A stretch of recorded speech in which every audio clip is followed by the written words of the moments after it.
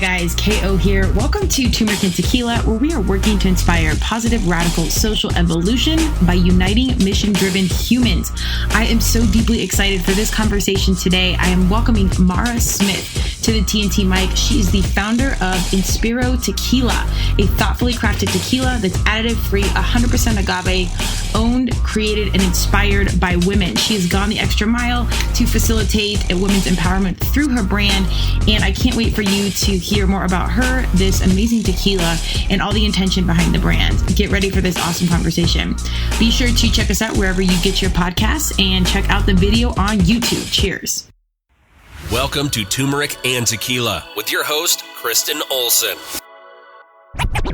Questioning a better way, one gracefully disruptive conversation at a time.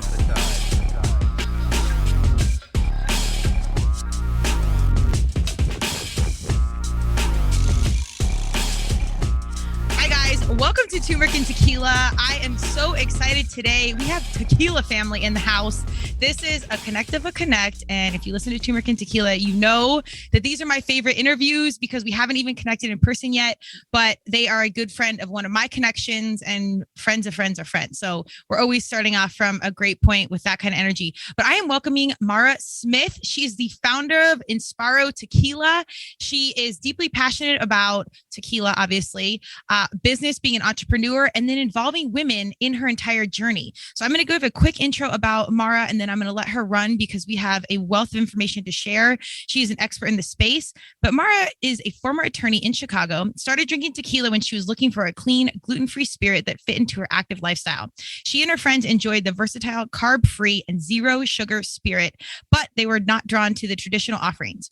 For years, Mara searched for a tequila brand that was additive free with a look, taste, and aroma that appealed to her and that she could share with her friends, family, and proudly display in her bar. That perfect tequila simply did not exist, so she decided to create one.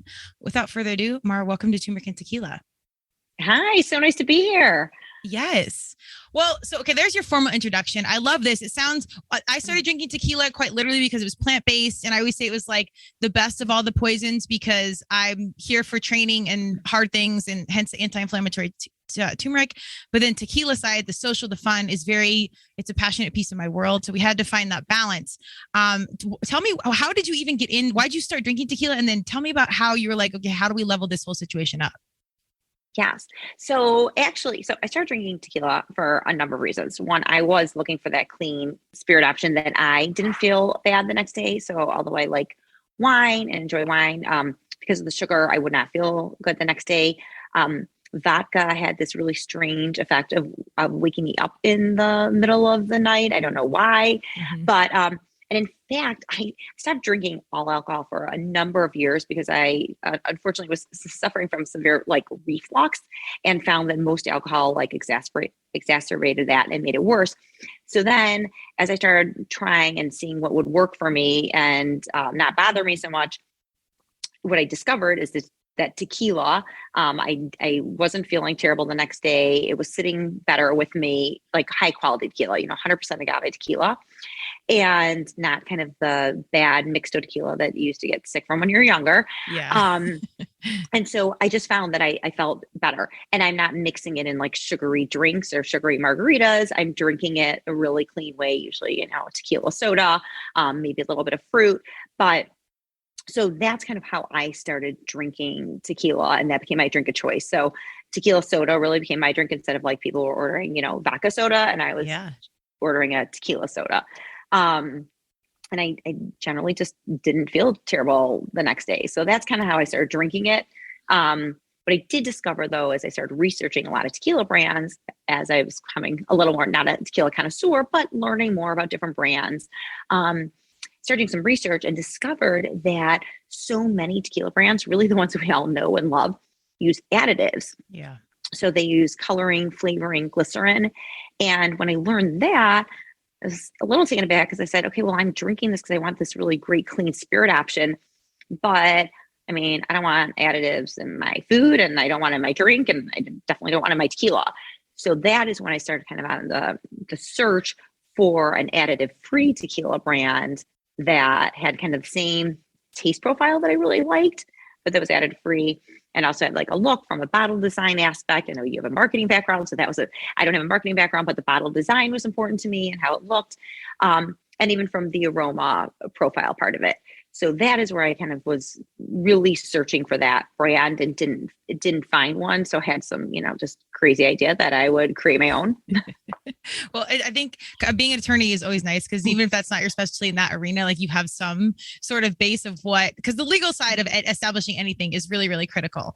But I'm super impressed that number one, not only did you have, family, full-time job, totally different, arena of life.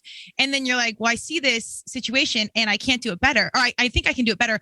However, like you were just saying, tequila is just like big food and big pharma, where the biggest brands that have the biggest dollars are the ones you see the most. So, they can make it cheaper doing these additives. You're entering into an arena that's highly, highly competitive amongst some very big dogs that are very deep pocketed.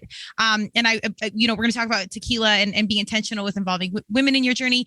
But I think one of the biggest things I love to highlight in all my conversations is taking the leap, regardless of how big of it, this challenge in front of us looks, and it might not be your thing. You might not be super prepared or have all this experience, or maybe you do, but just that first step, I think, is the biggest one. So tell us a little bit about how you're like, okay, I've got this idea. I think I can do it better.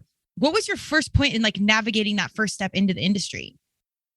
So I think for me, it was all about research. So as you said, I do have a law background. And so for that came kind of naturally for me. I also think women tend to do this in general anyways, before they put their idea out there or get into something, even women before they apply for a job that they may even be overqualified for. Like, I feel like they come in extra prepared because they don't feel as confident going in as maybe a man would. So for me, that involved research. So I was, listening to webinars, reading books, like learning as much as I can about the industry. So I even took a course offered by the CRT, which is the governing body in Mexico for tequila, on the production and history of tequila. So I really wanted to understand like the production process, why they're using additives, where in the process they're using them and how it's expediting things or things like that. So I wanted to really understand. I wanted to understand the brands out there, their positioning. So that's really kind of how I started. I just started doing a ton of research, like books, listening to podcasts, webinars, reaching out to industry experts. That's how I went about, like, just understanding the industry in general was the first thing I wanted to do. It's like have a like really comprehensive knowledge of, how tequila is made and how different tequilas are made differently. And even I did tons of research on all the different types of distilleries and which distillers. I knew I wanted a female master distiller. So I started researching which distilleries were owned and operated by women and who the female master distillers in the industry were. I ended up finding a distillery and a separate master distiller, Ana Maria Romero Mena, and basically bringing my own chef into like someone else's kitchen to create taste profiles. But that's kind of how I dove in. And I think even though it's daunting to maybe pivot in a career or enter a new industry, I do think all the resources are out there and available. So, but there's no getting around the hard work. Like, you have to be willing to, really dive in and do a lot of the background work and due diligence. But if you're willing to do that, it's, we have access to so much information. Yes. So it's possible. But that was really my initial approach. It's just learning as much as I could. Yeah, absolutely. The upside of all this social media and internet and all this information at our fingertips is that the information is at our fingertips. It's right there. So you got to do some digging. I think you got to find good information because there's a lot of bad information as well. But it's remarkable how much you can find just doing, research behind your laptop and figuring out an industry. And I do think connections in that space are really critical. You obviously came up talking on my interview with Mike Morales, and it sounds like it's very tight tequila family. So I'm excited to get to know more of the mafia fam and like how it all runs if I'm welcomed. But how important was it, working alongside people already in the industry? And do you feel like you were embraced as you came into it? So actually, it's interesting. Often people ask, well, what's it like being a woman in the spirits industry? Because a big part of this was I saw the potential of being able to make an impact by lending another female perspective to a very male dominated industry. And what I always say is that actually for me was not the biggest hurdle in entering the industry. It is that it is actually a really like insular industry. I didn't realize that everybody kind of knows each other, and coming in as an outsider, there are people who have been in for a really long time and worked their way up through, the spiritual world or the bev alc world. And I came in as a complete outsider. So gaining, earning respect, gaining credibility as an outsider, that actually for me was a big challenge. Sure. And people like Mike, I feel like once they saw that I did do it right, and I have a really authentic traditional process, and we weren't trying to skip steps. We were really trying to adhere to like the tradition of tequila and come up with like a really great product, not just a beautiful bottle and not just great marketing and story, but really great product. And once I had people like him, like experts in the area who tasted it and were like, wow, it really is good. I think you really have to prove it. Had to, that was the proof of concept for me. And that's how I had to kind of prove myself in the industry, because I do think it's hard coming in. It's like, well, what do you know? You haven't been in this industry for so long. But I think the fact that, as we talked about, I did do so much research to really understand it and have a really good, kind of basis before I just like went in and like, I'm just going to go make tequila. I really tried to have a great understanding ahead of time. So I had research. I knew who Mike Morales was. I had read his books.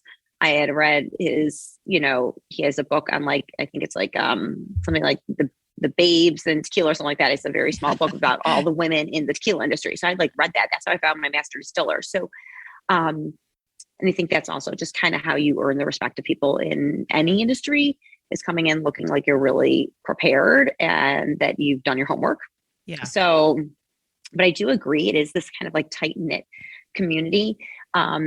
I knew I needed some industry expertise. So actually one funny story is that I read an entire article on why not to start a tequila brand. And at the end of the article, it said, but if you're going to, you should reach out to Greg Cohn because he helped market Patron tequila. And I'm like, okay. So instead of like heeding any of the warnings in the article, I sent a cold LinkedIn message to Greg, and he responded, took the phone call, was enthusiastic, liked what I was doing. He's been consulting for me since then. He was like the first person I brought on. And then he introduced me to other industry, veterans. So I think, but again, those cold, outreaches and going through LinkedIn, things like that, I think it's always best when you come in really prepared. So everyone that I reach out to, I did make a ton of connections, mostly outside of the industry, to be honest, mostly with other female founders, to get connected to just this great community and create this, network of amazing women.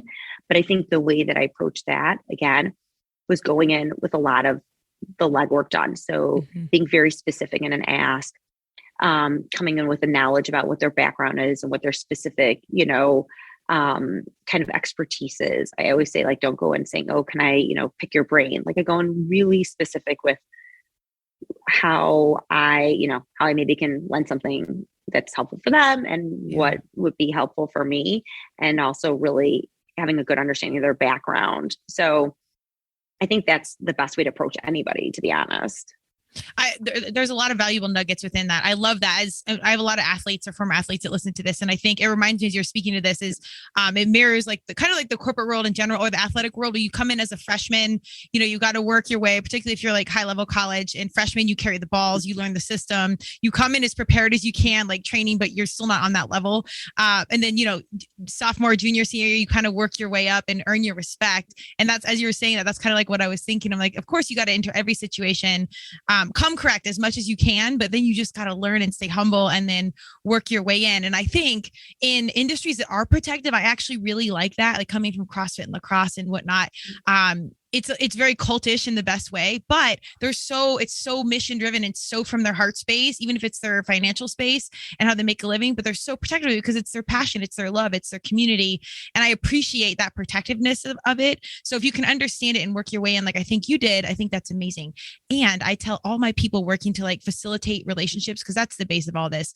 Go on LinkedIn, try and just reach out to someone and utilize those connections, because we're all human beings. And if someone sees that you bleed something, you're truly passionate, I think other passionate people will be like, okay, this girl, she's serious about this. She needs to fix this, but this is good or whatever. And then if they've ever been helped, I think they're willing to help in return. Was that some of your experience? Totally. And honestly, and I also am like, everyone who DMs me or sends me a LinkedIn message, like I reply to everybody. I mean, my team sometimes like, oh my gosh, I can't believe because I take like all those meetings. I'm sure I'll talk to you. But again, I'm so much more inclined when someone comes with something specific, like I read your story and this really resonated, or I love the story that you wrote, that you're giving back through Purple Bicycle. And I love, project. And I'd love to hear more about it. And can we talk about this or this that I'm looking for my business? Like those being really specific. I'm, so much more inclined to be like, yes, and excited to talk to them. Yeah. And I like your analogy also with the athletes, because I also think you going in, being inquisitive and open to learning. So I always like to say that I'm like to be a learn it all and not a know it all. And I feel like going in and people, knowing that you respect that they maybe have, more experience and being open and wanting to learn from them and having, there's some takeaway from every single conversation that I have. So I think going in that way too, and being like open to other people's ideas and learning from them, it also makes people embrace you more and want to bring you in. And then you will, like, as you start off a freshman year and you're going to learn and gain, you're going to gain respect, and you're also going to grow and develop.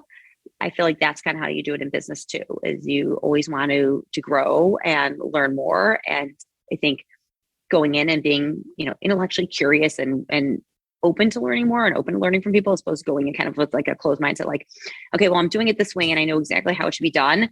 Exactly. I don't think you're not going to innovate in an industry going in that way. Right. Well, you can do all the research that you can and whatever, but in some of these conversations, if you are open, there's so much intel right there without you trying to resist and be like, here's the rules, here's my red tape, here's how I do it. If you're just relaxed and just listening, there's stuff you can't even research and find. Like you find the in between, just being around people that are quote unquote better than you. And then that's how you kind of level up and get better. And as we get older, I can't say this enough. I'm actually getting back into CrossFit and competing. I'm training with, I say kids, they're 27, they're whooping me, but I'm leveling up around them, getting back into something I was like an expert at. But you can learn, and like as that level rises, all boats rise. And as we get older, we don't maintain that skill set. Like you have to be really intentional about going out there and being like, okay, I'm not going to be the smartest in the room or the strongest or whatever. And you just go listen and learn. As kiddos, you do it, but as we get older, you get out of that. And I think that is like the fountain of youth, if you can kind of stay in that mindset. Totally. I feel like then you also like, there's still so much to learn. I mean, I learn something new every single day. I'm starting in a whole new industry and a whole new career. And, and I think going in like that, I mean, that's kind of what makes it exciting. Totally. And not stagnant, that there's so much more to learn. Yeah. That journey, all the metaphors come back. You're like, it's not the destination, it's a journey. And you're like, oh, yeah, it's a Hallmark card. And you're like, oh shit, this is true. It's happening again as I get older.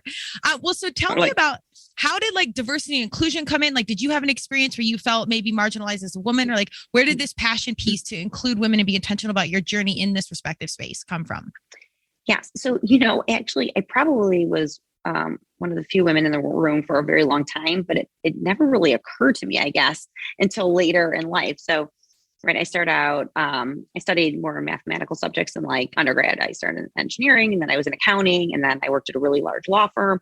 It didn't occur to me that like much later that I was like, oh, there were really no women really in my department and no female partners, which is why when I decided I wanted to start a family, I left the law firm and went to go work at McDonald's Corporation, because I mean, I had great experience, but I had like no role models to look at like how you could balance like a large law firm life with a family. So I think I've always been in those situations, but never really kind of reflected on it too much.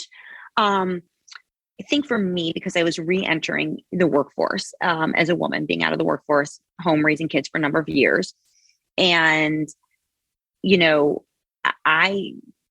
for me, it was important that I could like do something to make an impact. If I was going to go in and do this, like, yes, I want to have a great tequila brand. I want it to be a tequila that I love to drink and my friends love to drink. But once I started researching the industry, and it didn't take a lot of due diligence to uncover, there are just so few women in the spirits industry.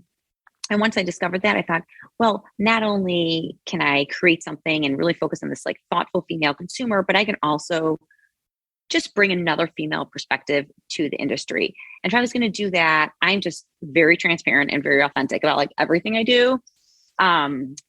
So if I was going to do that, I'm like, well, then I really have to have women involved in like every part of our process. I couldn't like just give it lip service and say, okay, well, we're bringing a female perspective. And then like my, advisory board's made up of all like veteran industry executive men. Like it had to really, really for me feel authentic. So I said, okay, I want a female master distiller to bring this to life. I want women involved in every part of our process, from like operations to sales and marketing, and all female advisory board. I try and work with agencies that are, women owned. So it was just important for just personally for me to be like super authentic. I mean, I'm so transparent that literally every brand, if we even create a cocktail with them, if we put them on that we're doing a collaboration, like they literally have to be brands I like. I mean, I tasted a cocktail with a brand that we're going to maybe make a cocktail with, and I didn't like it. And I literally couldn't put it on there. Or someone was going to put on a list of picks, like founder picks for a holiday, a bag. And I looked at the bag and I'm like, well, I've never carried that. You can't put that on the list. So I just like being super, I like it. truthful and authentic. And so for me, that's what I had to bring to it. I mean, the only perspective I can have is a female perspective going into this, but I just wanted to see, like, could I create this entire great brand and have all women, as part of it and bring it to life? That's so huge. And I don't know how in depth, I mean, being such an intentional research human, I'm sure you had this process like navigated and unlock. However, I don't think a lot of companies still understand that you can, we were just talking about this before we got on the recorded mic, but how you can promote a message, because in this day and age, I mean, my company, we do consulting and marketing and branding, primarily with aligning strategic partnerships like ambassadors and whatnot.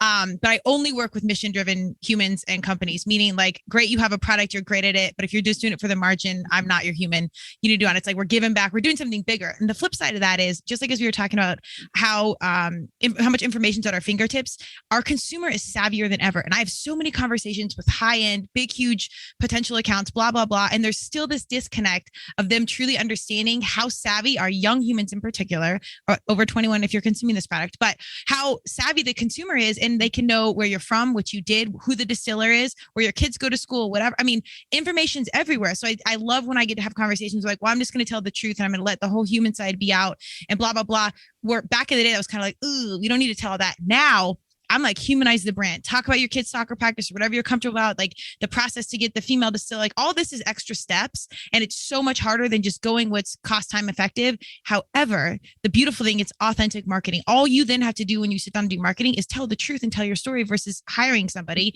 to create something really fabulous. Like, it's a very old school mindset. So I really wanted to take a moment and applaud your approach, because it's the truth. And I know that our young people, or people, will consume, even if they don't love the taste, which I believe that they do, will do it just because, like, oh my God, look what this woman did, how intentional she was around it. The bottle's beautiful, it tastes great. But really, I do it because of the process. Consumers really have not been as far as they've and as advanced as they are right now. So the companies, I think, are just shifting to catch up. Have you seen in your process, have women or whatever reached out to you, being like, we love the product, but like the story, the mission XYZ is super impactful to us? Yes. And I think I also consider this consumer a really thoughtful consumer, like me, like you. Mm-hmm. We care about what we eat and drink, and Yes. we care about the brands that we support. And we don't talk down to our consumer. Like, I think of her as being very educated, that she can find out that information, and she is doing her own research, and she wants to know what's in it. She wants to know the transparency. She wants to know there aren't additives in her food or drinks. So I think, that's how I view the consumer, as being someone who's like me, who's like an educated consumer and Mm-hmm. cares about things and is looking into them and doing their research. So that's always how I approach it. And yes, I do think people love to hear that it's an authentic story behind it. If I just went in and like, oh, we made a tequila for you, and they're like, who is it? And they never saw the person behind the brand. Like, I really never expect to necessarily put myself out there that much. Yeah. But then I realized, they need to know, because lots of big brands are like, oh, we created something for you. And they're like, well, who are you? So I think they really need to know that there's a face behind it. There's a person. It's like, and it's genuine. And, Yes. and I also think, full circle, that it is so important to show that, when I talk about that authenticity through all the stages, and just like you talked about, like giving back and having purpose, it follows through to our giving back as well. Like, we support other female founders on their journeys through grants and mentoring that's been part of our brand ethos from day one.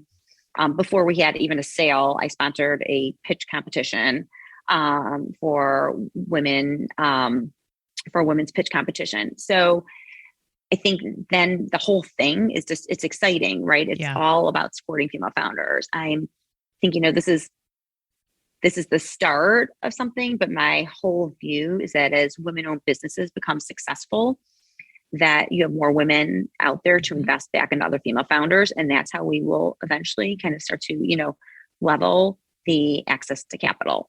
Right. So that's why I kind of, I live it, I breathe it. I support other female founded businesses. I buy from them. I gift from them. I mean, it's just, I feel like this point, like totally ingrained in like everything about not just Inspiro Tequila, but me. Mm-hmm. I'm into all that. And I'm so glad. I think there's one part of that I really want to highlight, because I speak with so many people that are 30 and above, probably 40 even above, but they've started this company. They don't necessarily want to be the face of it. And I so get that. But so many of my conversations, and the reason I started this podcast was because I've got these fitness influencers, or they're beautiful or whatever. And then behind that, there's eating disorders. There's all this, like, you smoke and mirrors. And I'm like, I have to start telling the truth. I'm on marketing branding. I can't be like the person, driving some of this, and it's not my heart space. So I wanted to bring varsity humans on the mic that didn't necessarily want to be influencers, but in the, 3, 4, or 5 years, I've loved seeing people being more okay with getting in front of the mic, getting on podcasts, getting on social media. And even though it's like initially cringy because it feels so myopic, it's not. It's so critical to like display who you are, let the truth be seen, provide your ethos in the game. So it can be like, oh my God, I love this girl. She's hilarious. And she has good tequila. Like all these, like the narrative around social media is starting to shift, thank goodness, because there is a lot of cringe factor. But on the flip side, it's so powerful in connecting and telling the truth. And it's been a journey even for myself to get people over 30 for the most part to like embrace it, but it's really a great thing. So I really want to applaud that you have kind of stepped in and further shared it, because I think you can tell a lot of stuff, but when you model it and the representation's there, it's a game changer. I appreciate that. And social media was like a whole big unknown for me, to be honest. I didn't even have a Facebook account. In fact, someone just told me yesterday, she's like, why don't I see this stuff going up on Facebook? I'm like, I don't even know how to use it. So I'm really good on LinkedIn. I'm getting Instagram. I'm like, oh, don't give me one more platform that you're making me. It's a whole thing. It's cardio. Yeah. And it's a little bit like I feel like I kind of took an introvert and had to make her into what seems like an extrovert in order to do that and to be the voice of the brand and the face behind the brand, so that people know who it is that really created, and that there is just like, a little old me that started this all. Yeah. Yes. And so the whole social media thing is that's a huge learning curve for me. So talk about learning every day. That's definitely a big challenge. The space in every landscape is now, it's changing so fast, and like things are evolving. So you really do have to stay in that humble mindset and constantly learning, and get around younger people that have grown up with this, and like talk to them, and then like find where we all can work together. Like there's so much power in that continuous like learning mindset. But it's just so great in that representation. I like that you said you linked it, like the ripple effect. People I don't fully think grasp, but it's not just about selling better tequila and satisfying a market. And I know you said she is your brand, but actually 2 men told me about your brand. So just a couple gold stars there. But it's that ripple effect of now we're have more female business entrepreneurs, so then funding kicks up. Like the ripple effect down the way is huge. And we're voting with our dollars. So then we get into DC and big food, big pharma. Like there's just like such bigger ripples that foster change down the line. So I really love that you're intentional about that, and I hope that it sounds like you're talking about that and you're pretty transparent about that larger vision.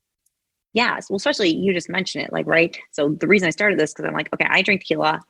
You drink tequila. Well, lots of thoughtful female consumers. I couldn't figure out why brands don't focus on this consumer, right? She does. She makes like 80% of the purchasing decision. Yes. She's the main entertainer of their home. And I was like, why isn't anyone focused on her?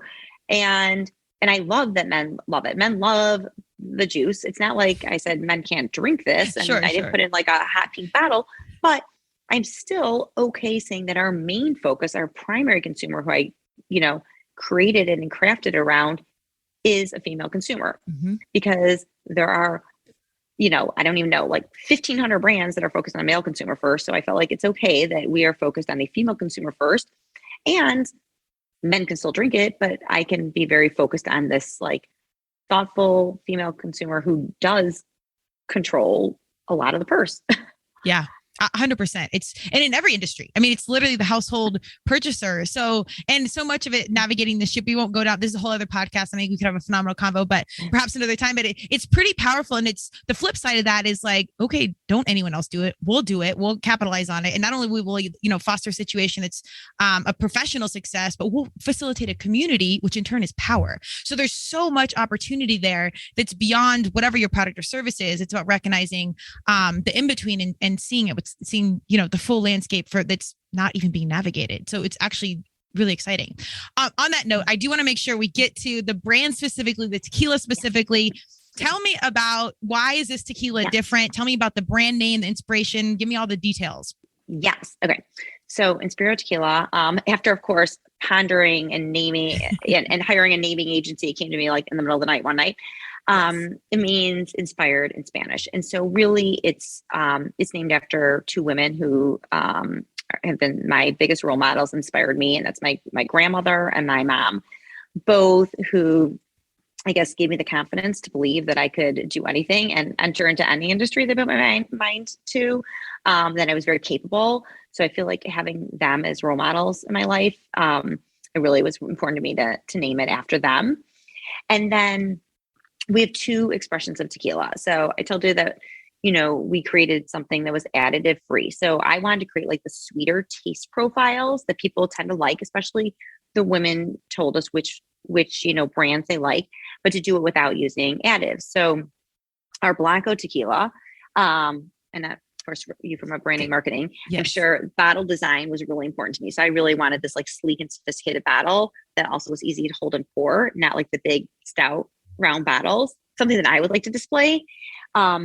So the first expression is our Blanco, and it's called a Luna Blanco because it's been rested in barrels for a really short period of time. And that's what allowed us to create these sweeter tasting notes of like vanilla and caramel with some citrus and hints of mint. And it's a very easy to drink Blanco tequila. So you really can drink it on its own, on ice, or with a little bit of soda, or just a clean cocktail. Like you don't have to mask it in some like really sugary drink because it is good enough quality it's a sippable Blanco tequila.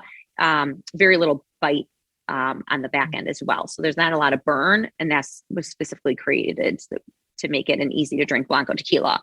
Our Reposado is our brand new limited release. And this one was really, this is like kind of like the first one's my baby, but this one really was a passion project because it is the first and only tequila that's been aged in rosé wine barrels. So I had to kind of scour the earth to find rosé wine barrels that we could use because rosé is a young wine, so it's not traditionally aged.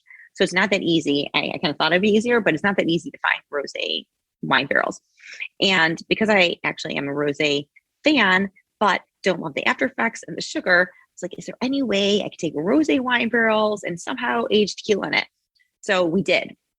And it's really unique. It's aged in rosé wine barrels and finished in Pinot Noir barrels. So that's what lends it this like rose gold hue.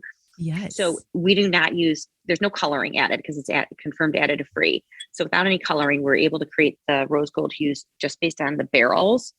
And it's a really rich and complex taste profile, like vanilla, caramel, white chocolate, roasted pineapple, a little bit of a nuttiness.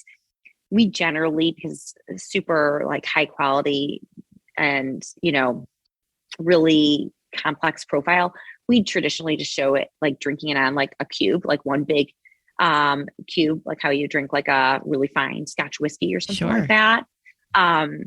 But it's a really exciting new expression. And so it's, I think unusual. We've gotten great reviews from both of them. You talked to Mike, he just actually got the Rosa Reposado. I just had sent him a sample.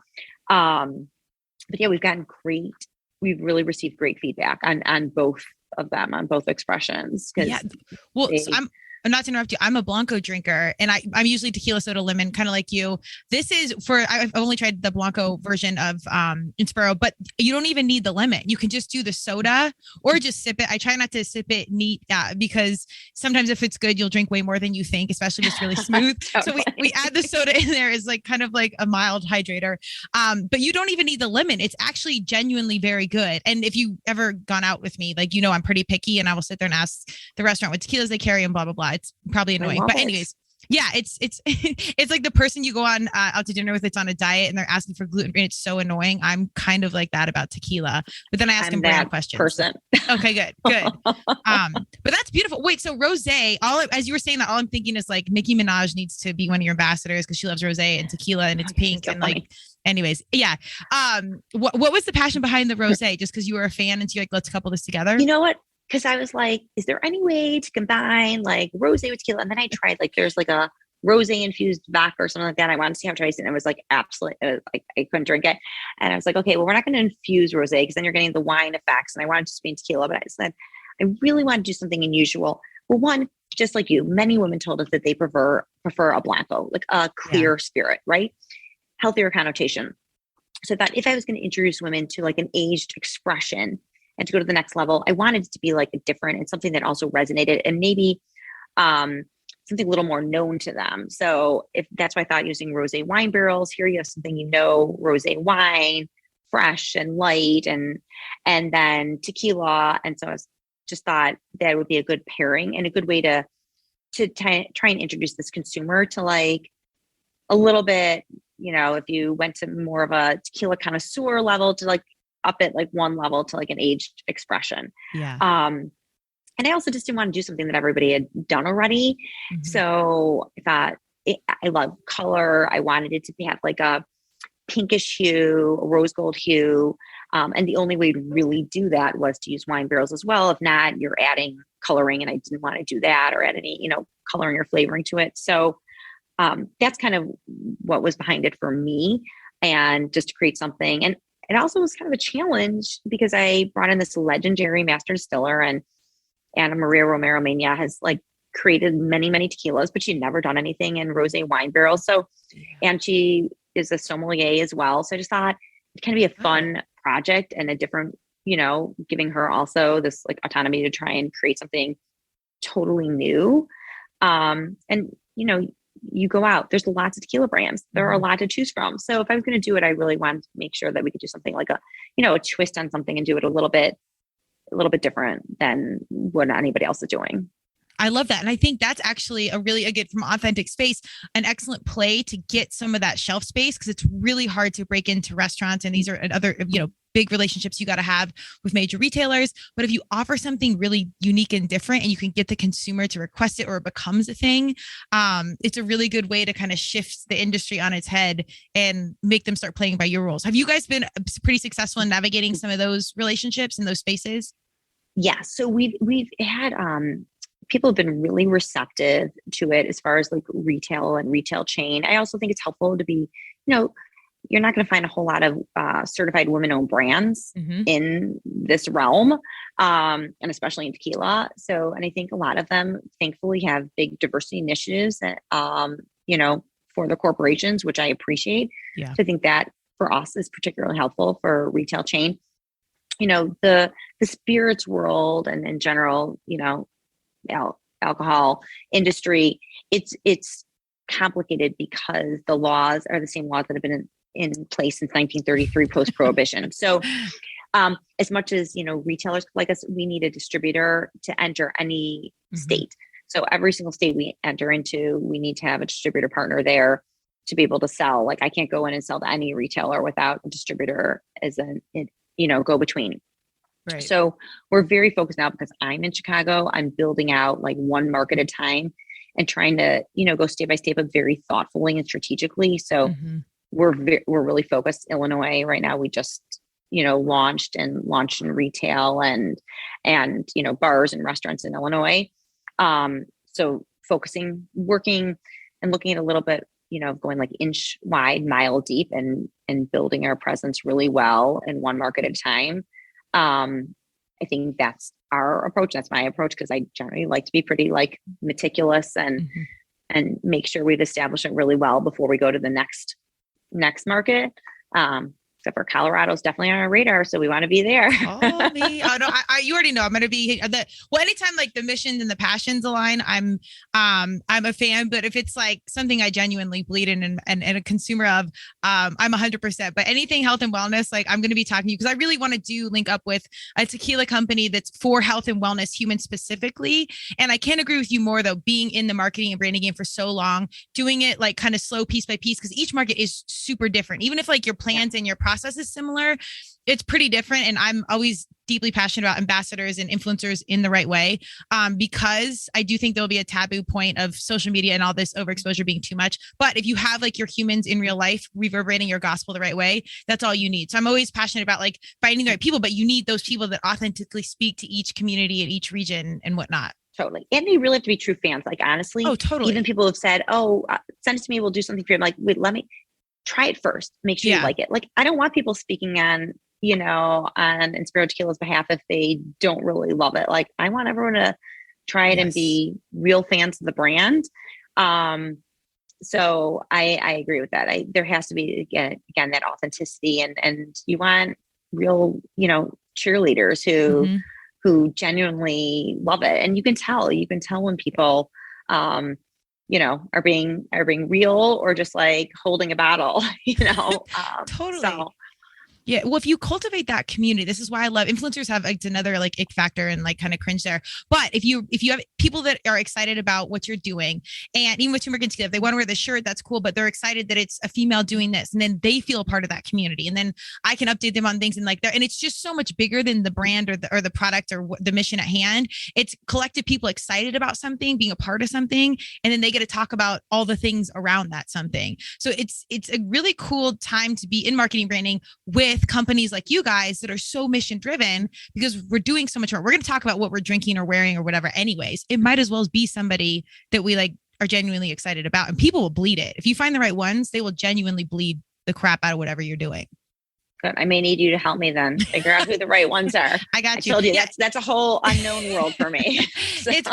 Call me at any time. Happy to help. Even if we did something formal, great. But I always look out for my fellow mission driven humans, because it is such protective space, because it's not just about, like we said, the product and everything else. It's like we're reverberating positivity, and it's high vibes. It's mission driven. It's setting example. It's representation.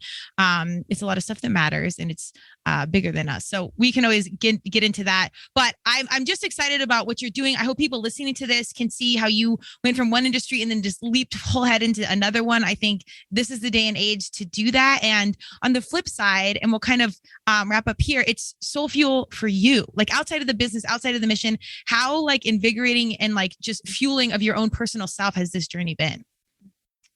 Is, I kind of think of this as my like selfish endeavor, to be honest, right? I've been home and CEO of my household and raising 3 kids for many years. And this to me is like doing something for me. As great as it is, and I'm so fortunate that I could do that and have the ability to stay home. But like, you don't get that great positive feedback. My kids don't tell me every day that I'm like doing a great job or give me a performance review or a good grade or anything like that. If I get that was a good dinner, that's like a big win. Yeah. So I feel like for me, I was a little bit missing that like external validation, and also, being able to really like own something and dive in. I mean, and especially from seeing something from start to like getting it on the shelves, like I don't think it'll ever get old for me. Yeah. Literally, I walk into my local grocery store and seeing it on the shelves, and like I keep going back, and I keep walking over there, I keep going in, and just to go look at it on the shelves. I'll take another picture of it on the shelves. Because it's like really seeing something come to life that you developed and created on your own. I feel like this is like my 4th child. So I actually think, a lot of things, listen, a lot of balls are dropping. I'm forgetting to do a lot of things that, my family needs me to do, I'm sure. Cause I'm not going to say I'm great at balance and figuring it all out and getting everything done. I'm not. But I think it's an okay learning, experience for them too. And that they're learning how to like, oh, we are going to have to figure some of this out on our own because mom's really busy doing something else right now. But for me, building it, creating something, having my own company. It's really been like a dream, something I always wanted to do. And now I'm finally, and there's no perfect time. So for anyone thinking about it, like, it's not like that was the ideal time. I started this in February 2020, right before everything shut down in the entire world for COVID. So and I had 2 kids applying to colleges and everything. I mean, it's never a great time. There's always a million things you're juggling, but it wasn't perfect time, but it was my time. And this is like, for me, I feel like the women I'm connecting to, talking to you, all these like amazing female founders and leaders and all these different industries, like, it's exciting. It just lights me up every day and keeps me going. So I actually think of this as like, the whole thing is a selfish pursuit that is really invigorating me. Yes. Well, I gotta say, and I think as females, anything we do for ourselves is selfish and it's about us. But truthfully, if you are something lights you up and makes you that much happier and the vibration is like tangible and it's like, you need to do that. You're walking in alignment with what you're supposed to be doing. And if you're modeling that, your energy changes, everyone around you changes. It's almost like you have a responsibility to follow your heart into it. And I rattle into like cliches, but seriously, it's so critical. And I hear this so many times with my strong females, like this was for me. And I mean, you give yourself everywhere, but it's like, time out. It's not a myopic to be on social media. It's not myopic to go do this. Like, you owe it to yourself. You have a responsibility to walk in your truth and where you feel aligned, because you're shifting the energy and everything around you. Your kiddos will see that, your partner will see, like, everything shifts, but it's the shift in us is like the hard part. So I'm so glad. And I give you all the gold stars for all the thankless dinners that were probably amazing. My mom had 4 of us. I don't even know how. So I'm guessing that was the easy part, but I really applaud you chasing that. I don't think it's selfish at all. So I just have to say that I think it's a responsibility, and I'm so glad you're doing it. Thank you. I appreciate it. And I feel like it's like me living a little bit of my truth. Like, this is a person that they didn't know me before being just their mom. I was a really, really driven, intense, hardworking, like, I did that at home also, but like, outside of the home.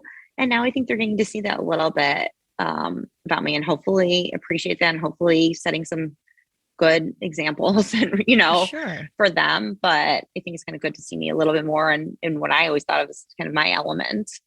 So yeah, I think it's amazing. And balance is a lie. So let the balls drop, whatever. This is something I'm still learning, but it's like, you just embrace the chaos and like, it'll get done. And if it doesn't, we're doing the best we can.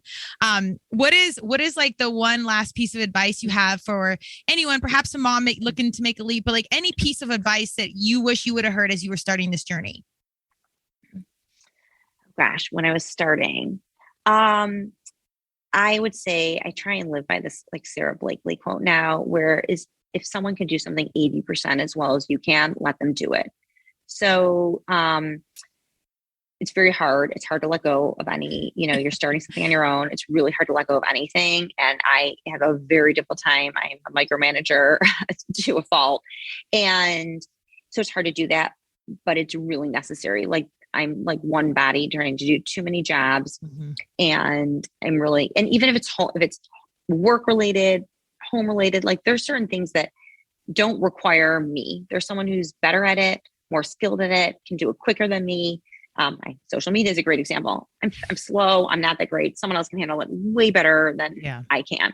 So that's a little bit like, I wish I'd started that from the beginning, but just finding people who can take some of those things off your plate, because I just think at some point you can't do everything. You can do some of things really well, but you can't do everything all the time. It's the truth. I started this podcast for other people, but every time I ask a question like that, I feel like universe comes to whip my ass, because that's something I'm literally specifically focusing on right now. Like, letting go, stop trying to do everything. You're exhausted. You're so thank you, received, even if that wasn't specifically for me. I'm taking it in. I think that's so critical, because it is hard. And, when you're representing yourself and you're working, it's your baby. It's hard to let something be 80% that isn't your 80% even. So it's a whole thing, but that's phenomenal advice and received. Like I said, I'm a work in progress with that. So I'm trying. Okay. I mean, I'm like trying to, bring that into my own head as well. Cause I don't know if I'm great at implementing it, but I'm trying. Yeah. Progress over perfection. Like I said, one day at a time, we chip it away and we get a little bit better. Okay, so Mara, I love all this. I have 100 more questions, but I want everyone to go check out Mara as the human. We love the company, but I want you to check the human behind the cause is everything. So get yourself some Inspiro Tequila. Go check out Mara has going on. Mara, where do we find you on social media handles, websites? Hit us with it. Perfect. So you can find me on Be Inspired by Mara, B-E Inspired, B-Y, Mara, M-A-R-A. Also on Inspiro Tequila. So I-N-S-P-I-R-O Tequila. We're on Instagram, Twitter, Facebook, lots of things, Pinterest. I told you I'm not great at all the social media, but you can find me on LinkedIn, where I'm very active on LinkedIn. That's my favorite platform on LinkedIn, on Mara Smith. And you can find us online. So if you're not in the Illinois area and you want to order, we ship to 45 states. You can find us on inspirotequila.com. So www.inspirotequila.com. Professional. Look at that. A podcast or two, we can tell. I love it. Go dig into the details on the journey, the human, like I said, all of it. I think you'll be deeply inspired. I genuinely endorse the Blanco Tequila. I'm sure I will endorse the other one. I have not tried it yet, and we always keep it 100, but I'm a fan, and I'm picky. So go see what they have going on and get inspired. And I hope somebody that's listening, that's thinking about taking the leap, go do it. I love that you said there's no perfect time, but it was my time. I think that is, that in itself can be a mission statement of just go out there and put out to win.